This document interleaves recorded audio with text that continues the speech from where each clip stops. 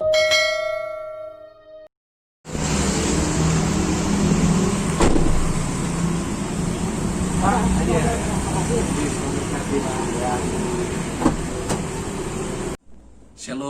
saya akan menyampaikan kebenaran firman Tuhan. Sebelumnya saya akan berdoa.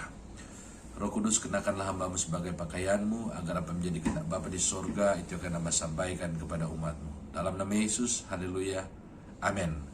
Firman Tuhan yang akan saya sampaikan terdapat di dalam Injil Matius, pasal yang ke-22. Matius pasal 22 ayat yang ke-37 sampai dengan ayat yang ke-40. Firman Tuhan berkata, jawab Yesus kepadanya, kasihilah Tuhan Allahmu dengan segenap hatimu, dan dengan segenap jiwamu, dan dengan segenap akal budimu. Itulah hukum yang terutama dan yang pertama. Dan hukum yang kedua yang sama dengan itu, ialah kasihilah sesama manusia seperti dirimu sendiri. Pada kedua hukum inilah tergantung seluruh hukum Taurat dan kitab para nabi. Kebenaran firman Tuhan ini mengingatkan kepada kita akan apa hal yang sangat penting dalam kehidupan kita sebagai anak-anak Tuhan. Yang terpenting dalam kehidupan kita yaitu kita harus mengasihi Tuhan dan mengasihi sesama.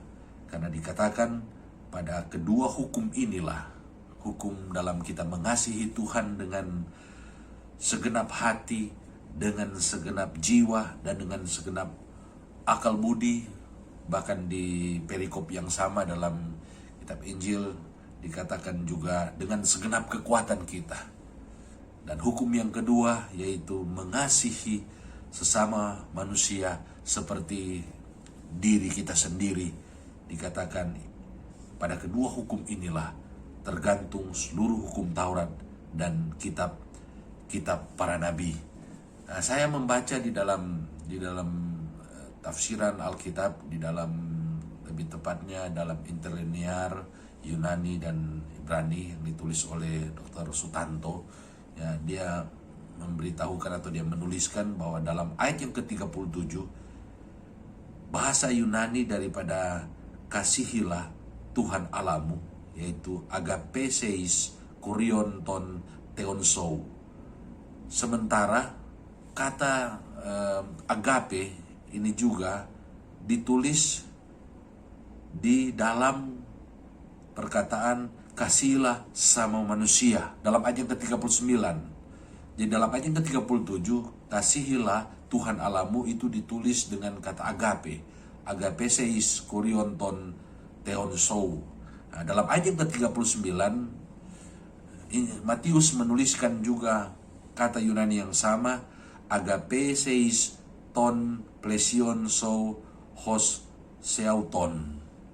Artinya, kasihilah Tuhan Allahmu dengan kasih agape, berarti kita juga harus mengasihi sesama manusia dengan kasih agape. Nah, kebenaran firman Tuhan ini terkadang membuat kita sepertinya kita membeda-bedakan bagaimana kita mengasihi Tuhan, kemudian kita mengasihi sesama.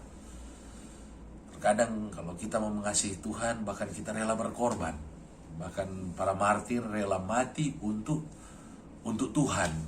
Kasih agape itu kasih yang rela berkorban. Sekalipun nyawa yang diminta, sekalipun kita harus menderita, harus dianiaya, sekalipun kita tidak ditolong, walaupun orang lain tidak memperdulikan kita, walaupun orang lain tidak memperhatikan kita, menghargai kita, tetapi saya pasti akan melakukan firman Tuhan ini. Itu merupakan kasih agape, itu kasih yang rela berkorban. Sementara ketika kita melihat ada sesama kita, ya, kalau kita membaca di dalam perumpamaan tentang orang Samaria yang murah hati, bagaimana ada imam, ada orang Lewi yang melihat ada orang yang dirampok habis-habisan karena mereka berpikir yang lebih penting adalah mengasihi Tuhan. Mereka harus pergi memimpin mungkin puji-pujian di bait Allah, berkhotbah di bait Allah. Itu merupakan kasih agape mereka kepada Allah. Jadi mereka harus mengutamakan pelayanan sehingga Injil mencatat mereka hanya di seberang jalan dan melihat orang yang dirampok habis-habisan dan hampir mati. Dan mereka berjalan terus untuk pergi melayani di bait Allah. Nah, sementara ada orang Samaria yang merupakan orang yang asing bagi orang yang dirampok habis-habisan ini. Bahkan mereka boleh mau dibilang lain atau berbeda keyakinan, karena orang Samaria itu hanya percaya hanya 5 Taurat Musa.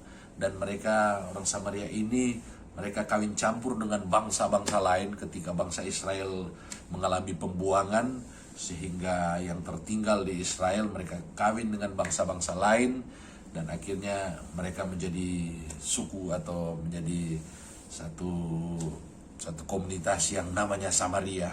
Tetapi sekalipun dia berbeda dengan orang yang dirampok habis-habisan dan hampir mati ini, tetapi dia memiliki kasih kepada orang yang dirampok ini. Firman Allah katakan dia menghampiri orang yang dirampok ini, kemudian dia membalut luka-luka, kemudian dia membawanya ke penginapan dan menitipkan di penginapan, bahkan dia membayar biaya penginapan, biaya pengobatan. Kalau masih kurang, dia akan membayarnya setelah dia kembali dari perjalanan. Mungkin dia seorang bisnis. Amen. Nah, kebenaran firman Tuhan ini mengingatkan kepada kita. Di satu sisi, para imam, para Lewi, mereka hanya mau mengasihi secara agape kepada Allah. Tetapi sesama mereka hanya biarkan. Tetapi di sisi lain kita melihat orang Samaria. Saya percaya dia mengasihi Allah. Dia agape kepada Allah. Mengapa saya katakan demikian? Karena dia mengasihi dengan kasih agape. Boleh dikatakan orang yang memusuhi dia, yang membenci dia. Bukankah itu kasih Allah kepada kita? Kasih Yesus kepada kita. Sekalipun kita orang berdosa, tapi kita dikasihi oleh Yesus. Bukankah Yesus berkata juga, kasihilah musuhmu. Dan orang Samaria ini mengasihi orang yang memusuhi dia. Dan ini merupakan kasih agape. Dia berkorban waktu, dia berkorban harta. Bahkan mungkin dia berkorban banyak hal dalam menolong orang yang dirampok habis-habisan dan hampir mati. Artinya dia tunjukkan kasih agapenya kepada Allah dengan dia kasih agape kepada orang yang dirampok habis-habisan ini. Bukankah firman Allah berkata, bagaimana kita akan mengasihi Allah yang tidak kita lihat, sementara ciptaannya sesama kita tidak kita kasihi. Kita akan mengasihi Allah, itu kita tunjukkan dengan kita mengasihi sesama kita. Firman Allah juga katakan di dalam 1 Yohanes 3 yang ke-17, kalau kita memiliki harta duniawi, tetapi kita menutup mata terhadap saudara kita yang berkekurangan, bagaimanakah mungkin kasih Allah atau kasih agape itu adalah diri saudara dan saya yang hanya menutup mata. Untuk itu biarlah kebenaran firman Tuhan ini mengingatkan kepada kita untuk kita mengasihi Allah dengan kasih agape. Dan kita tunjukkan, kita buktikan kasih kita kepada Allah itu dengan kita mengasihi sesama kita, mengasihi saudara kita, bahkan mengasihi orang yang membenci kita. Maka saya percaya sebagaimana Bapa di sorga sempurna, sebagaimana Bapa di sorga murah hatinya, sebagaimana Yesus sudah memberikan teladan kepada kita. Dia mengasihi, bahkan mengasihi saya dan saudara, bahkan sampai mati di atas kayu salib. Dia mengasihi saudara, bahkan sampai hari ini dia masih berdoa untuk saudara. Dia masih juga berjaga-jaga di dalam doa untuk saya dan saudara. Dia masih mengasihi saudara. Demikian juga saya dan saudara.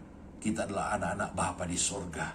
Untuk itu mari kita menjadi sama seperti Bapa di sorga, dan sama seperti dengan Yesus Kristus. Dan Roh Kudus akan menolong dan menuntun saudara dan saya untuk menjadi serupa dengan Tuhan Yesus dalam mengasihi Bapa, dalam mengasihi Allah dengan kasih agape, dan mengasihi sesama dengan kasih agape. Tuhan Yesus kiranya memberkati kita semua yang mendengarkan kebenaran firman Tuhan ini. Mari kita berdoa. Terima kasih Tuhan untuk firman yang sudah disampaikan.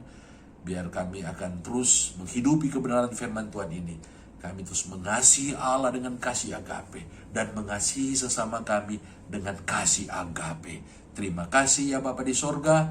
Hamba berdoa biar kebenaran firman Tuhan ini memberkati kami di pagi hari yang indah ini. Dalam nama Yesus. Haleluya. Amin.